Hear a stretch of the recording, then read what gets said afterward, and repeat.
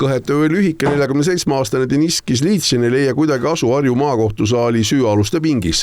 Kindlasti koormaks on ka nii jala kui ka käeketid, millega mees aheldatud on. Täna algas kohtuprotsess tema suhtes. Tegu, mille mees toime pani, oli karm. Nimelt tappis ta eelmise aasta juuni lõpus püstolil asuga oma elukaaslase. Denissi süüdistatakse oma elukaaslase tapmises ja tapmiseta pani toime relvaga, mille omamiseks tal puudus alus. Oli see mingi ise valmistatud relv või kus ta selle relva saanud oli? Sellele küsimusele ma hetkel ei saa vastata, kus ta relva sai, kuid oli tegemist ümber ehitatud relvaga.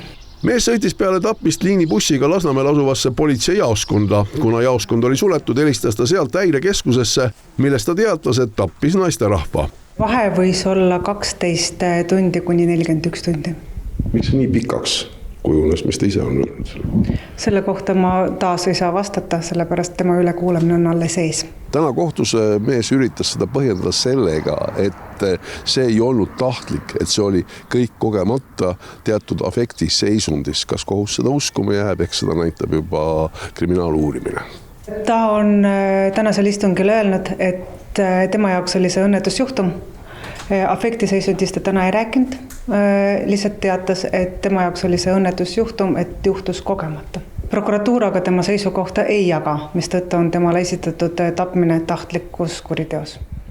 Kas oli seal tegemist ka alkoholiga või oli ta näiteks midagi pruukinud?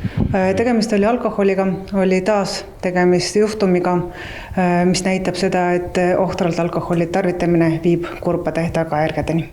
Kislitsini ja tema elukaaslase puhul oli tegemist asotsiaalsete elukommetega inimestega ning koos olid nad elanud 2-3 aastat. Tunnistajate ütluse kohaselt oli alkohol seal pidevalt probleemiks. Kriminaalkorras teda eelnevalt karistatud ei ole.